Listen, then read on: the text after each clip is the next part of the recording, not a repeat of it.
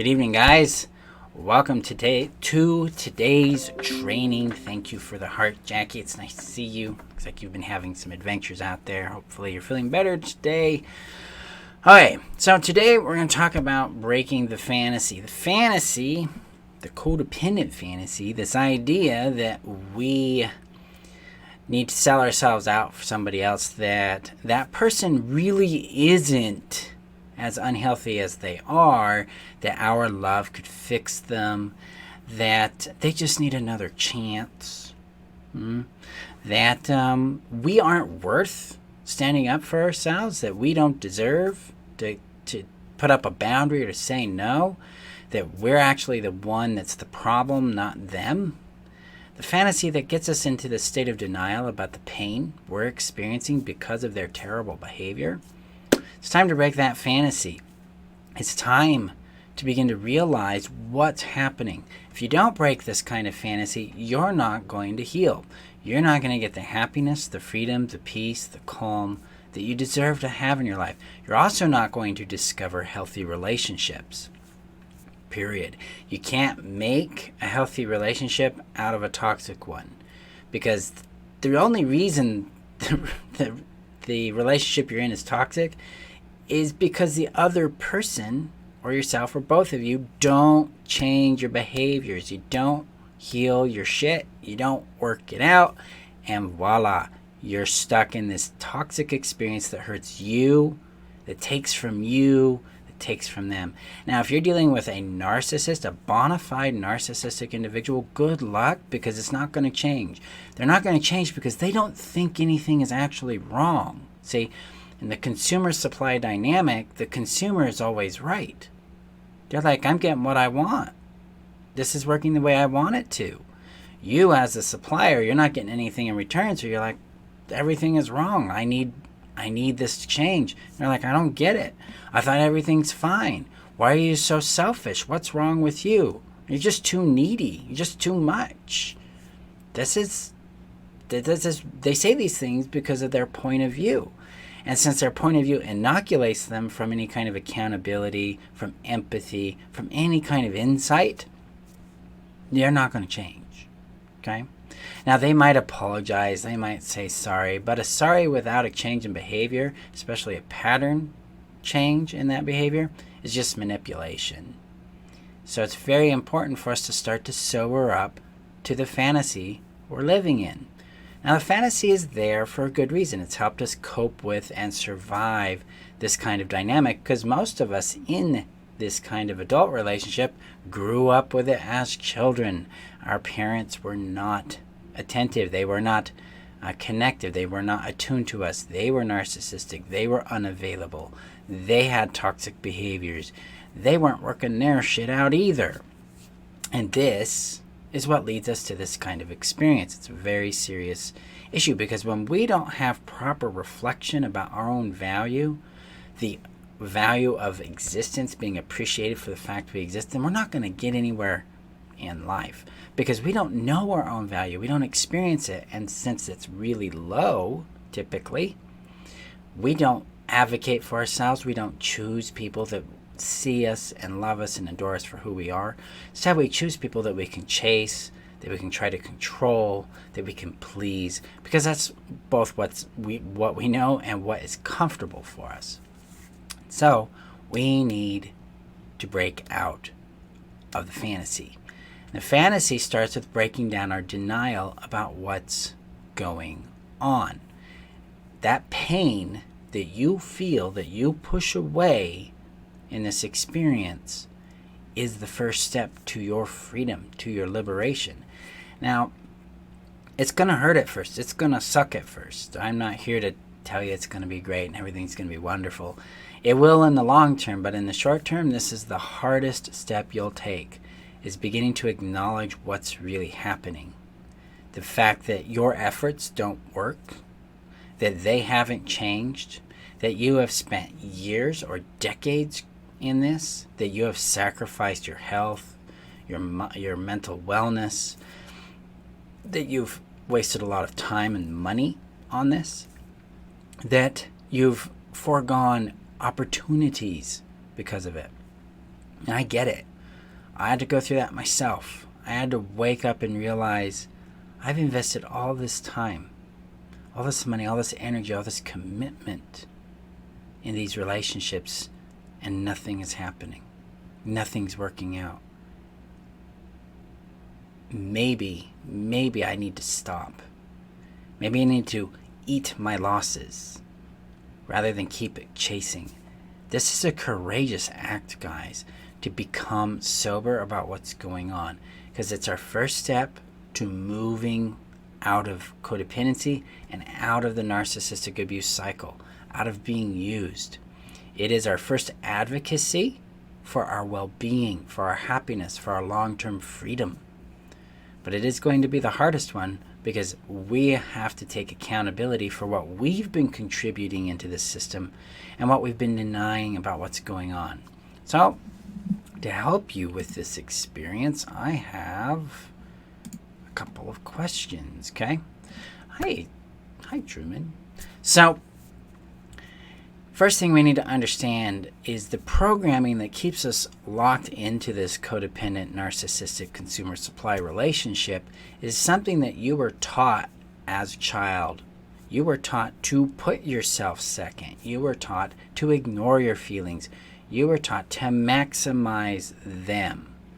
So healing this requires us to start undoing or unlearning our programming and restoring connection back to ourselves with a proper set of programming that emphasizes us first. Not only, because that would be narcissistic, but us first, which means me and you.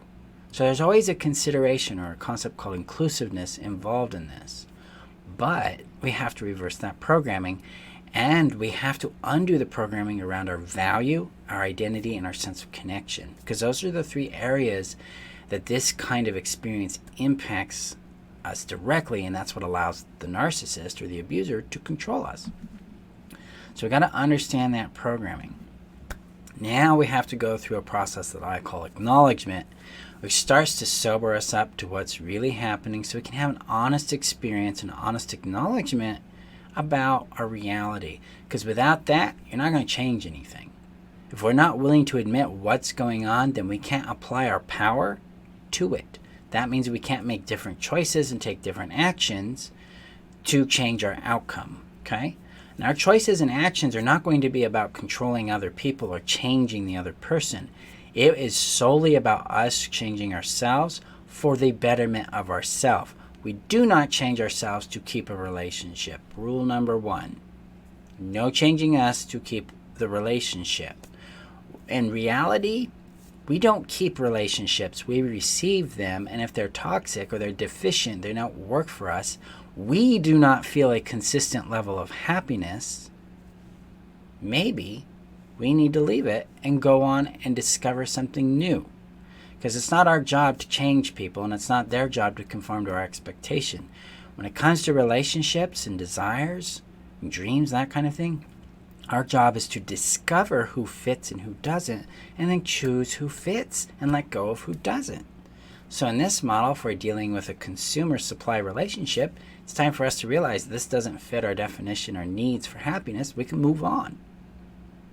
That's the courage right there. So we need to start that process called acknowledgement.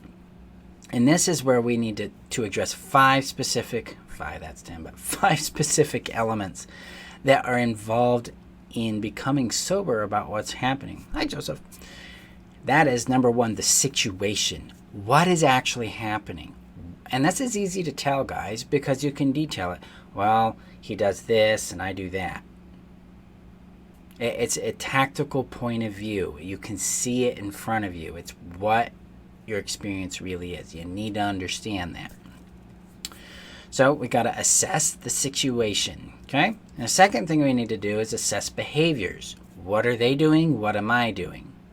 What is the pattern here? That's key. Patterns of behavior tell the truth. Doesn't matter if the person did a nice thing last week. It matters that the person did 20 unnice things consistently over the last month, or they've just been doing it all along. The aberration in the pattern, the discrepancy, the oddball out, isn't a signal that things are working.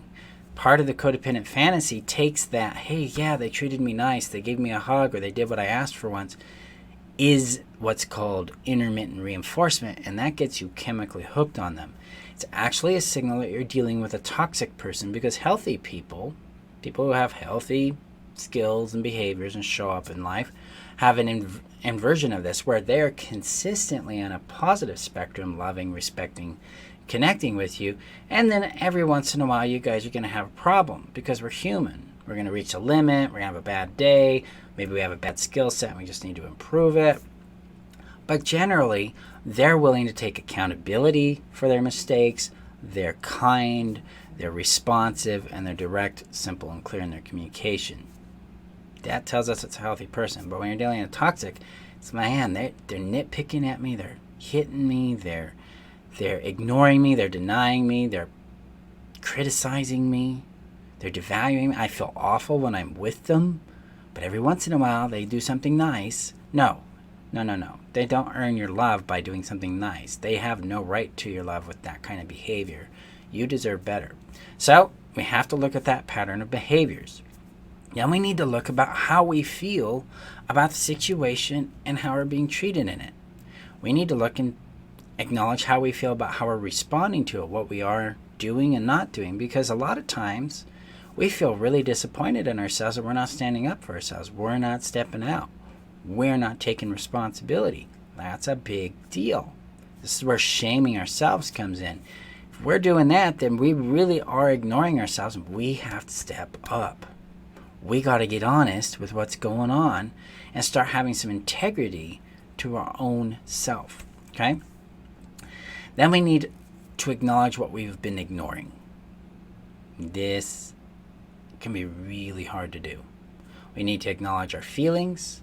We need to acknowledge their patterns of behavior, our patterns of behavior, the actual situation. Am I happy? Is this taking from me? What am I losing because I stay in this? What am I not doing that I know I need to do? Okay? Very, very important for us to acknowledge it and begin to accept it. That's step 5. We got to acknowledge, and then we got to accept. We got to make it real to ourselves, and then we have to do this repeatedly, because our brain's going to make up reasons. It's going to make up fantasy, and it's going to say, but, they had a really hard childhood. So, that's not a reason to treat somebody like garbage. But they had a bad day.